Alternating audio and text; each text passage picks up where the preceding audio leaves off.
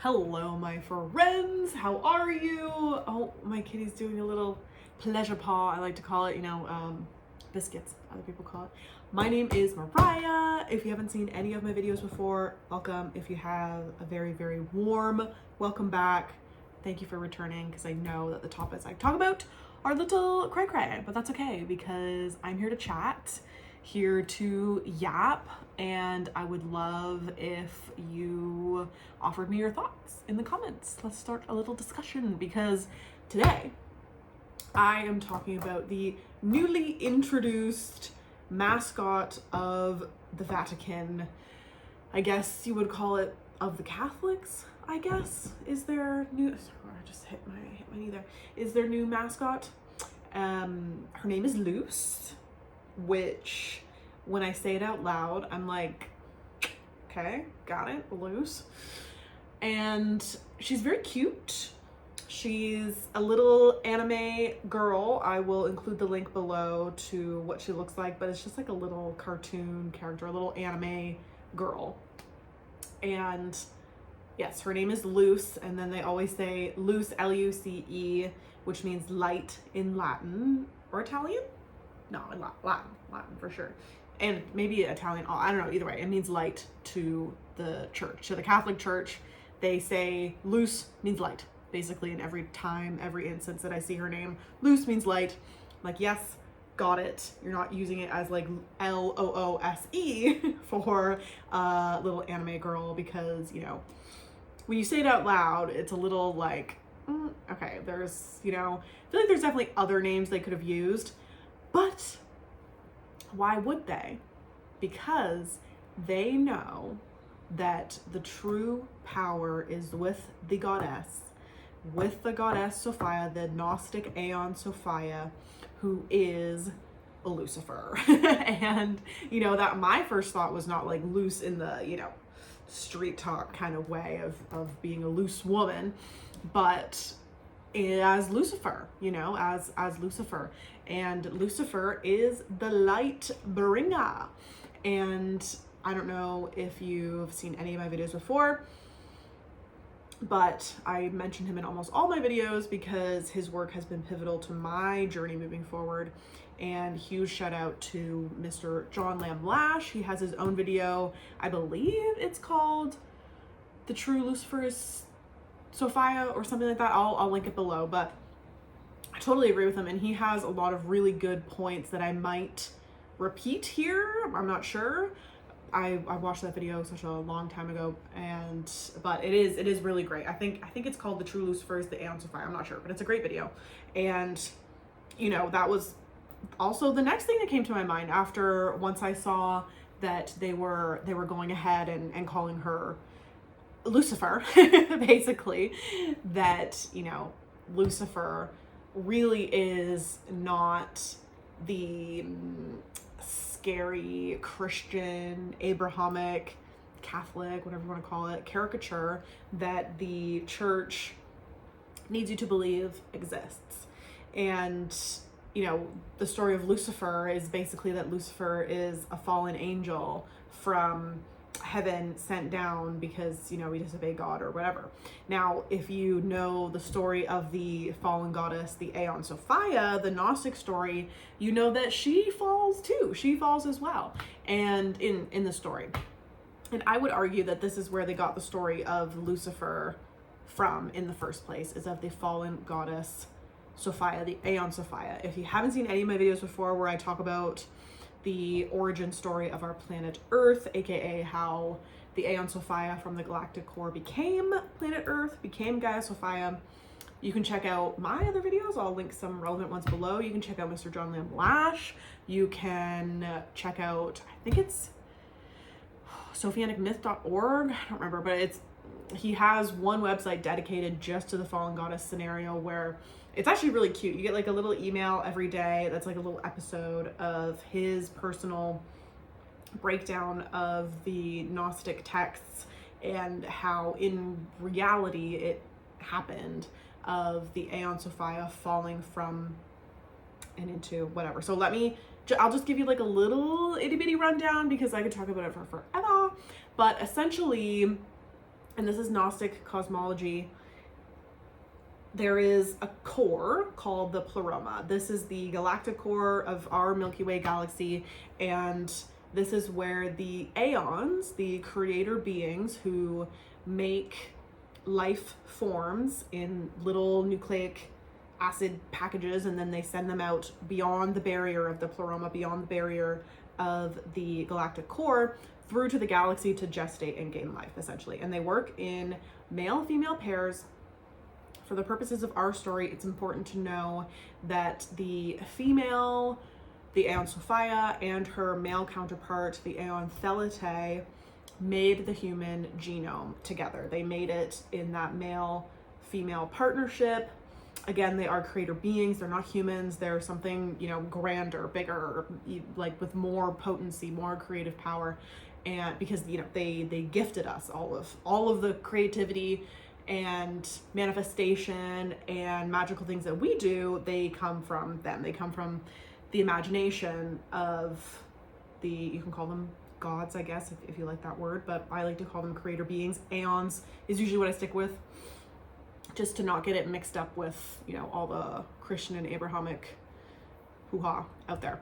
And so they made the human genome, they made the human species, and there had been several attempts for humans to thrive in the way that we were designed to, but we were basically like over-endowed, and we kept self-destructing. And I don't think necessarily, well, just based on this story, it was not on Earth the whole time. It was on different planets. Now, you could go into that and get super ungrounded and lose your mind there and, you know, play with that idea if you want, go ahead. I usually don't like to fully go there because I do find that it makes me feel ungrounded, and it's not entirely irrelevant, but essentially there was attempt after attempt after attempt, and humanity was not thriving. We were self-destructing. And so Sophia, the Aeon Sophia, being the mother of the species, was concerned. And she was not necessarily a very experienced Aeon. And she basically started to imagine, which is a creative daydream. We imagine all the time now. We imagine and we manifest with our imagination. Now, this coming from the Aeons is supercharged when the Aeons do it. So the Aeon Sophia was daydreaming, creatively imagining a solution for humanity to thrive. And because of just the nature of being the Aeon, it sent her into the experiment, essentially. It sent her with the human genome attached to her through the galactic core, falling through the galaxy. This is the falling part, the fallen goddess. And that's an anomaly. Several other anomalies happen where basically because she did this without her male counterpart, she accidentally creates the demiurge, who is the anti-human force that we have to deal with. If you haven't heard of that before, I talk about it in some of my recent videos about what to look out for if somebody is controlled or under the influence of the archons and the demiurge. I'm not going to get into that in this video, but oopsie moment. And she, you know, continues to fall through space and essentially becomes our planet Earth. That is her solution. That is, as she's falling, she's still having to creatively imagine and creatively daydream a real solution, because she's involved now. She is implicit and embedded and really in this shit, essentially. And so her solution, her mind, really, her solution was a tri-body system, a sun, a moon, and a planet. She compelled a sun, she compelled the moon, and she became the planet Earth. And that story is, you know, I said it in a really quick version, but that is kind of very similar to the story of Lucifer being in heaven, the pleroma, and falling out of grace with God, where, you know, in the story of the Aeon Sophia, it's not that she falls out of grace, it's that she made a mistake. And, you know, in comparing with the story of Lucifer, the Abrahamic religions need you to believe that there is perfection and that perfection is attainable, and that you have to attain perfection through them alone, through the church fathers. You know, that is something that's really instilled. You are sinful. You know, the child had to die for you on the cross. And, you know, this is just a really big part of their narrative and their own story, is that humans and Lucifer and, you know, whatever, there was a fall from grace, and that implies that humans are born into sin, and that, you know, that we have to be redeemed, that we start like in the negative. Essentially, we basically start indebted to the church. And, you know, what does the church love? They love taking money, and they love when people owe them money. And, you know, you can see even today mega churches in the States that are just so flush with cash. And, you know, churches are always a tax write-off, and the Vatican controls who knows how many funds and who knows how much gold, and they have for a very long time. And, you know, that narrative of the fall is really necessary for them to continue to make money, essentially, and to stay in business, really.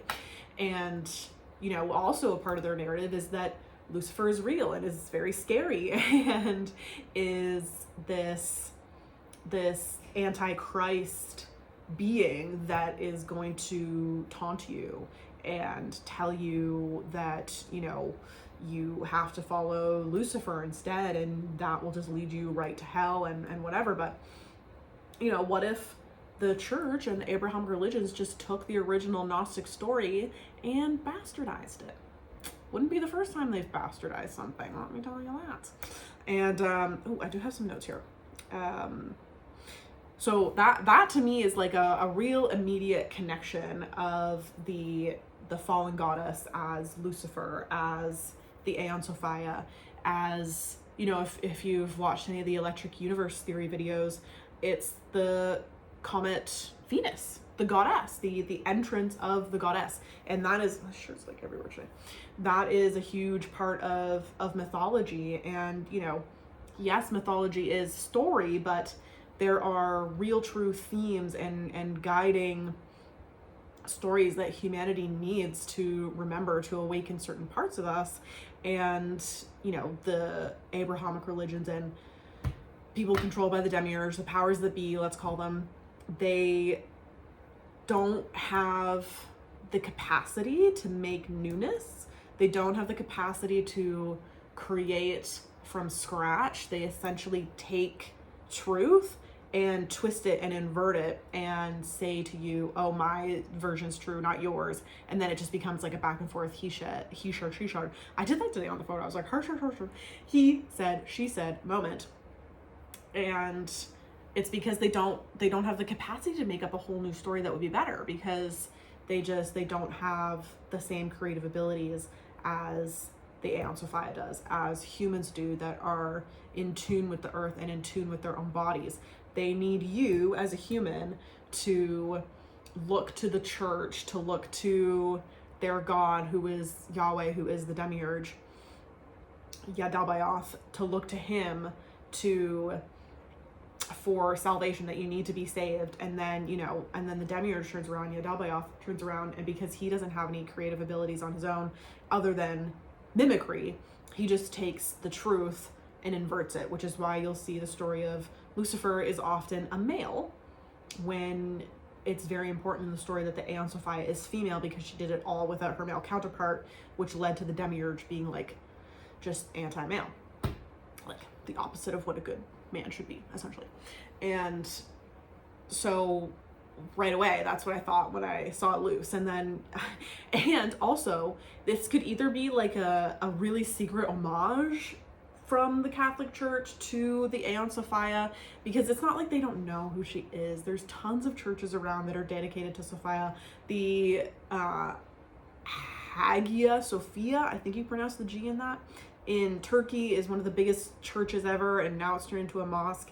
There's tons of, like, Orthodox religions follow Sophia entirely. They might call her, or they might have a different story for her, but, you know, Sophia is is there. She is wisdom, and she is really honored and worshipped in those types of Christianity. But so I started to Google Luce, and I wanted to say first that it could either be an homage to the Aeon Sophia as like a little, like we know, or they're calling her Luce and calling her a whore, because I've seen that as well in, I want to say it was Against Heresies by Irenaeus. I'll include that below. It's a very interesting text. Basically, it's a text to refute what Gnostics believed, but it's contemporary to, like, I guess we could all call it ancient Gnosticism, but a while ago, let's say. And basically Irenaeus in it says what the Gnostics believed, and kind of goes like whatever, these crazy people believe this and this, but it's really interesting to get those beliefs and see what, because he's pretty candid about them. And I believe a part of it, if I'm not switching up my sources here, I believe a part of it is saying that Sophia, the Aeon Sophia, Achamoth is also what they call her in the text, and what he says the Gnostics called her, essentially fell here, and as she was doing it, she prostituted herself. And she, because she was young and a young Aeon, and was falling through space and the galaxy and into like this real material realm that is not just where she sent her experiments off to. She was really in this shit. She became afraid, and she, the texts describe her emotions. And I believe also this is one of the texts that is from the voice of Sophia, is that she was trying to find her husband, trying to find her male counterpart, and ended up sleeping with a bunch of random men. You might call them archons at this point. I believe that's what it was referring to. Is she essentially just gave herself, now it doesn't necessarily mean like in the way that you and I would think of it, but perhaps it's just a translation thing, but of giving herself, giving her life force to these tricksters, to these archons that know what is happening and know where she's from, and have put a target on her and are deciding that, this is who we're going to capture. We don't have anything else to do. This is who we're going after. And so there is a mention of the Aeon Sophia prostituting herself and being like a sacred whore and sleeping around, essentially because she can't find her husband, who is, the Aeon Thelete, who's like, what happened? Where did you go? And so that, like, calling her Luce could also be a little wink to knowing that part of the story and understanding that, and basically just calling her a whore, and that's not the first time. The whore of Babylon is also the Aeon Sophia. I think a lot of people get caught up in all these different names for the goddess, and they're like, well, if this is this name, then it can't be the same goddess, and it can't be whatever. But once you understand the full story, and that the Aeon Sophia became planet Earth, and every expression of women and the goddess, and all of the supernatural expressions that we interact with as deities, we are all frequencies of her. If that makes no sense to you, I'm going to link to a magazine article that I wrote. Also, John Lamb Lash's work was pivotal to this, but I sourced him directly in that, so you can find where his pages are.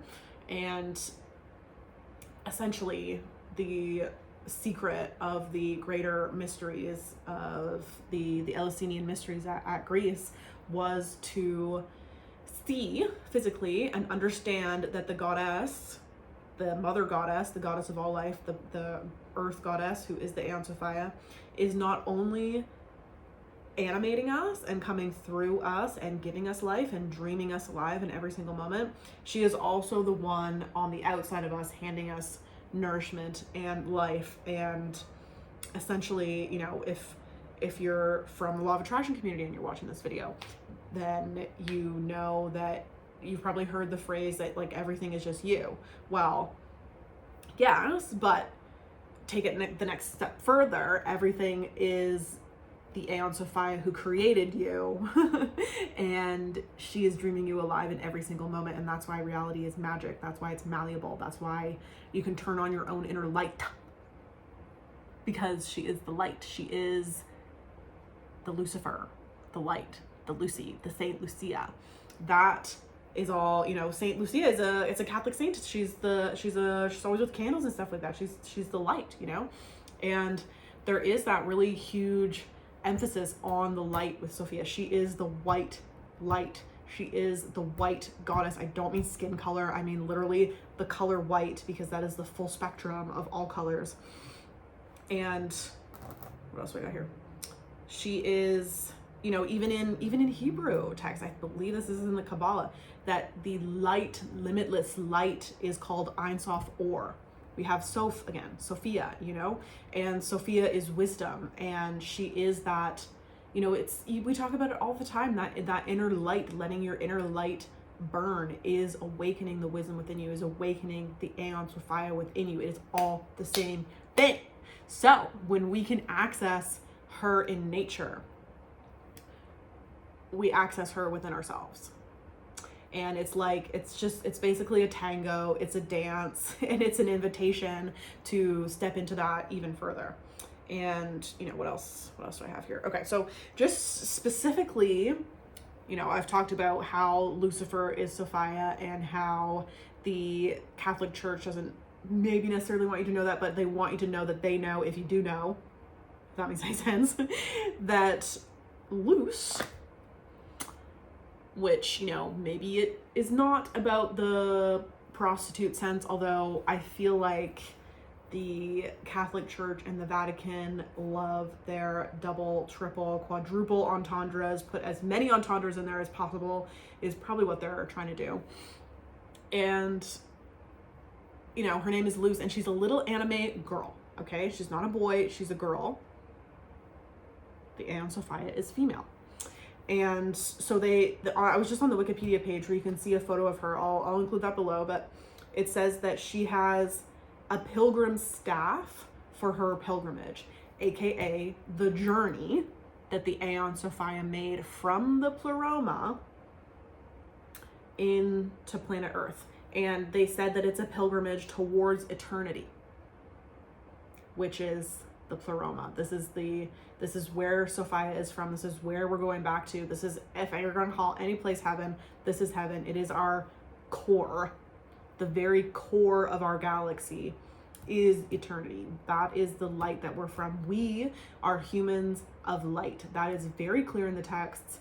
And it's not only clear in the texts, but if you do energy work, if you're sensitive at all, you know that light and just visualizing light is such a huge thing. I think I even talk about it in my dreams video, that white light is cleansing to a space. You can imagine, visualize that there is white light and your space is protected, you know? And so her pilgrimage, well, Luce's pilgrimage towards eternity is the fallen goddess, the Aeon Sophia's pilgrimage back home. That's where we're going. We're on a long ass journey back to the core. And they gave her little dirty boots covered in mud because of her long and difficult journey. It's very clear in the text as well. And, you know, this can be validated by having a relationship with planet Earth. Because once you have a relationship with planet Earth, who is the body, the material body of Sophia, Gaia, then Sophia opens up to you more. You start to understand more because you have the capacity to hold it. So her journey is long and treacherous because she was full of emotions the entire time. She had no idea what was happening. And this is also very clear in Against Heresies by Irenaeus. I really love that text. And, you know, it's trying to refute Gnosticism, but there's really good nuggets of information in there. And, you know, he says, like, the crazy Gnostics believed that the Aeon Sophia's emotions created the mountains and the salt water, and her sweat is the sweet water, is the lakes. You know what I mean? Like, there's just such, it's really beautiful the way that they say it. And it also illustrates the journey, the dirty journey that the Aeon Sophia was on to become our planet Earth. She was lost. She was, you know, not having a good time the whole time, but then there would be times of pure joy and pure bliss where she would be like, okay, this is what's happening. You have to be in it. It's happening. And the final thing that they note is that the eyes, like you look into the eyes of this little anime character. I mean, like the eyes are really big on anime, right? And she doesn't have, I don't know if it's the black part or the white part of the eye, but it's typical anime eyes, and they make the white part of it that's like in the black, you know, there's usually like a glare in anime eyes, are scallops, seashells. They are these like little, like typical seashell scallops. And what does that remind you of?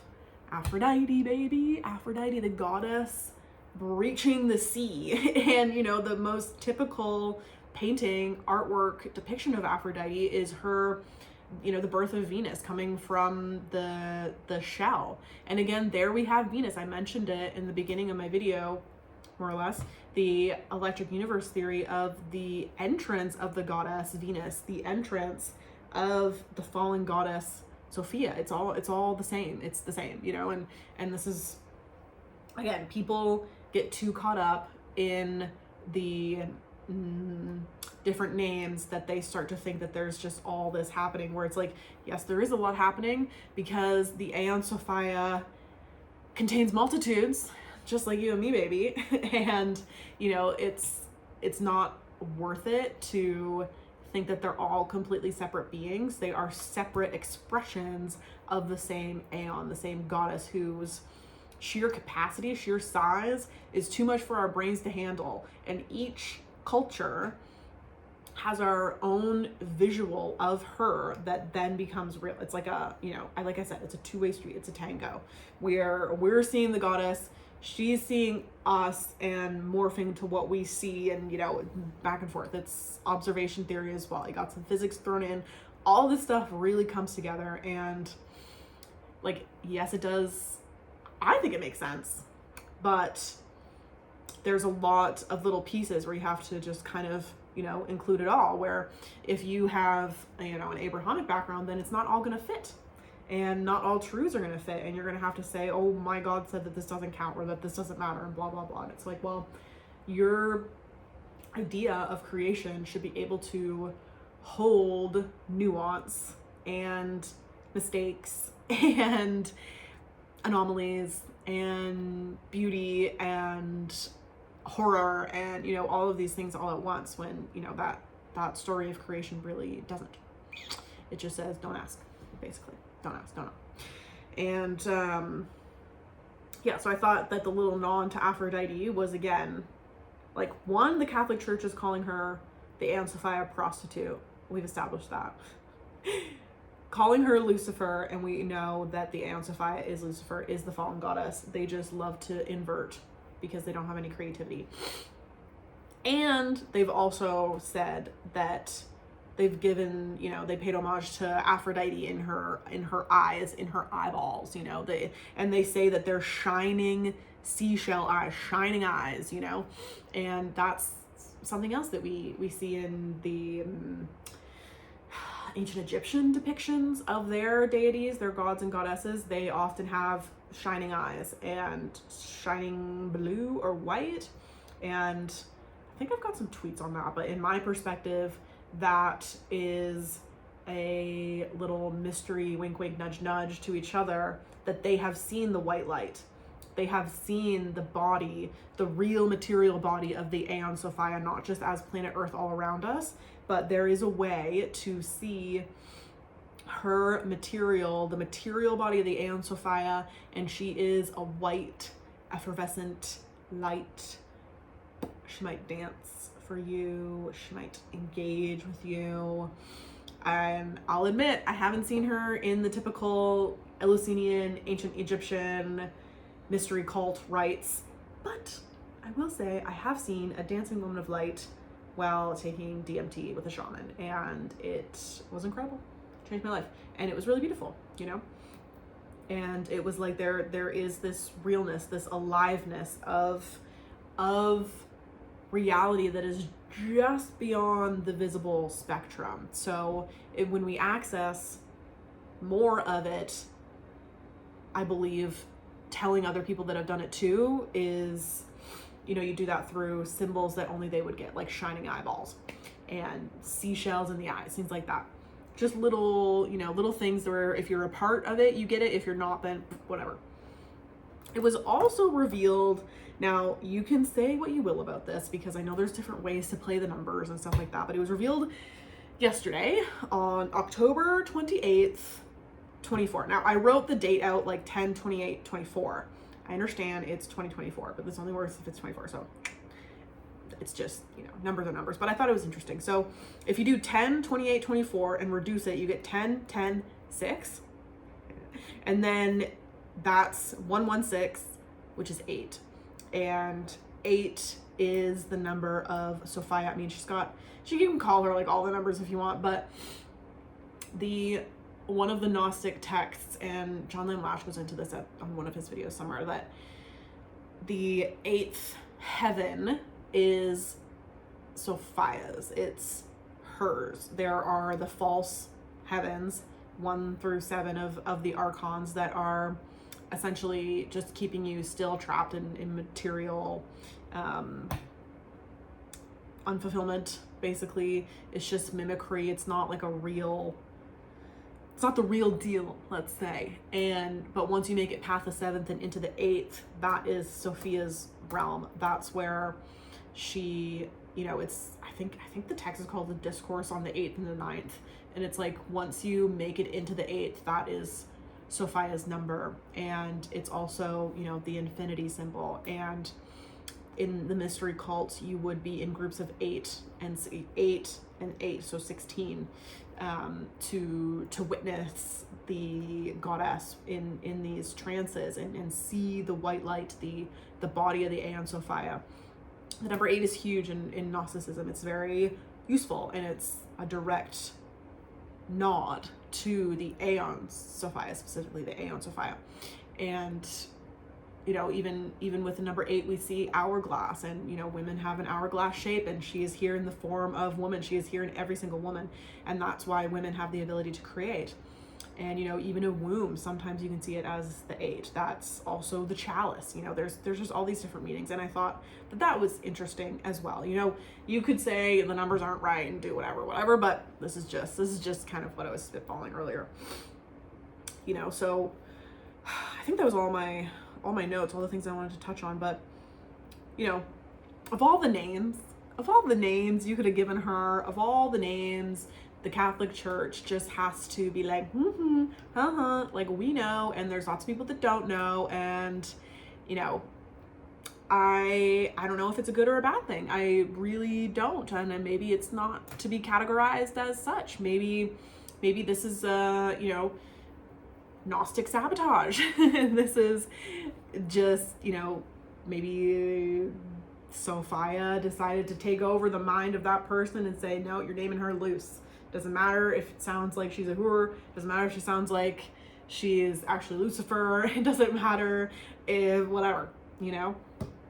But this, to me, I think I'm going to see it in the way that I would like to see it, obviously, because I'm biased. But it is putting Lucifer, the Aeon Sophia, the fallen goddess, on the minds of more people, and that's really all she needs to, like, she just needs a little, like, just to break it open, you know, because she's not trying to break your mind open, but essentially, because we are humans and because we have so much capacity and so much authority in and of our own right, so much agency is the word I'm looking for, that we kind of have to opt into what we believe so that it becomes active and true, because we are the observers.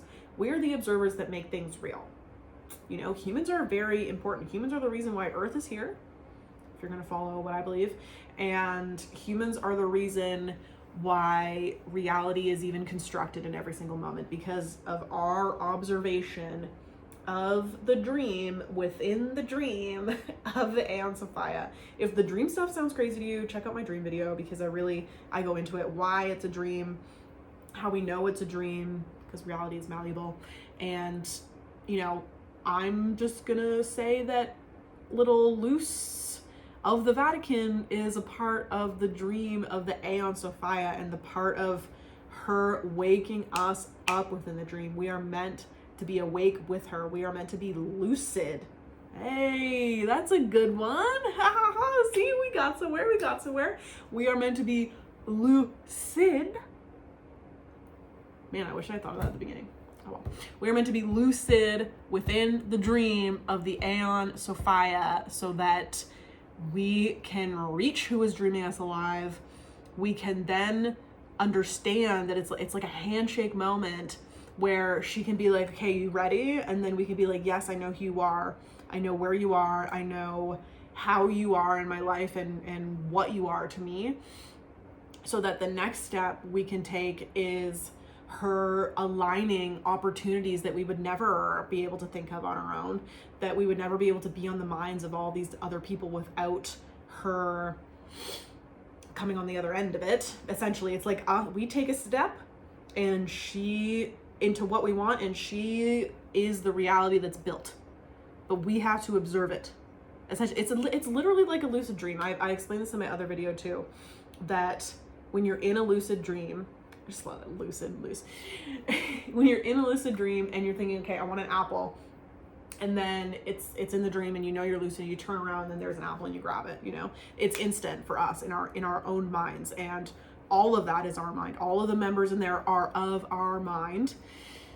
In the same sense, we are in the lucid dream of the Aeon Sophia, and because of her size and her scale, it's not as instantaneous because just a little it's not as instantaneous because she is so much bigger than us. Her scale is just, you know, insane, huge.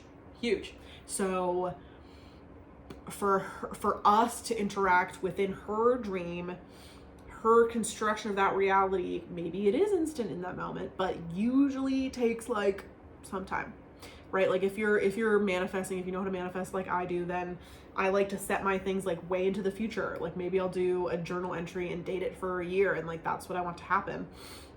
Then that gives the Aeon Sophia, Gaia Sophia, enough time to surprise me and to make things happen in a way that, like, yes, I'm taking the steps to get there, as in, you know, for example, I manifested living on a beach in Greece, but I had to buy a plane ticket at least to Europe to get there, right? You know, and then from there it was just, you know, synchronicity after synchronicity, coincidence, whatever you want to call it, and then my journal entry became real. So that's why I'm very careful with what I write down these days, because whatever, I won't get into it. But I find that is, you know, that's the best way to interact within her lucid dream. And I think that by dropping the character of Luce, I'm going to look at it in the perspective that I want to. It is a sign from the Aeon Sophia, from Gaia Sophia, that there are more people becoming lucid. There are more people waking up. She is waking them the frick up.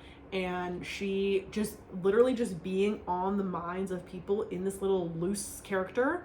She not only is bringing lucidity to people within her dream, waking them up, she is reminding them of Lucifer, the fallen goddess, which is her freaking story, falling from the pleroma and becoming Earth.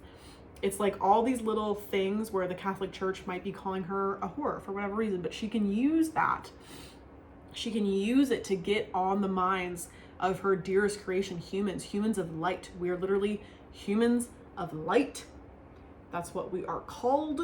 She always says in the text when she's like fighting with the demiurge, she's like, you can't beat the human of light because I made them like really amazing, and I didn't make you on purpose, and so you just don't have those capacities. So we are, you know, we're Luce. We are the light. And yeah, so I think I'll stop it there. Let me know your thoughts. I think that it is a direct shout out, at least to the Aeon Sophia in some capacity, whether it's talking smack about her or, you know, in my perspective, maybe talking smack about her from the Vatican. But the Aeon Sophia, her mind, Gaia Sophia, using it in a really powerful way that is going to bring more people to her cause, bring more people into the realization that she's been with us this whole time. She's never left us. She can't. We are her creation. She is our planet. She is our life force, the light lighting us up. She is our vision within the dream. She is the eyes of those who are in slumber, I think is in part of the text. And yeah, you know, I thought it was really cool. So shout out to the Vatican Church, because you thought, but you didn't think, did you? You didn't think. Okay, see you guys in the next video.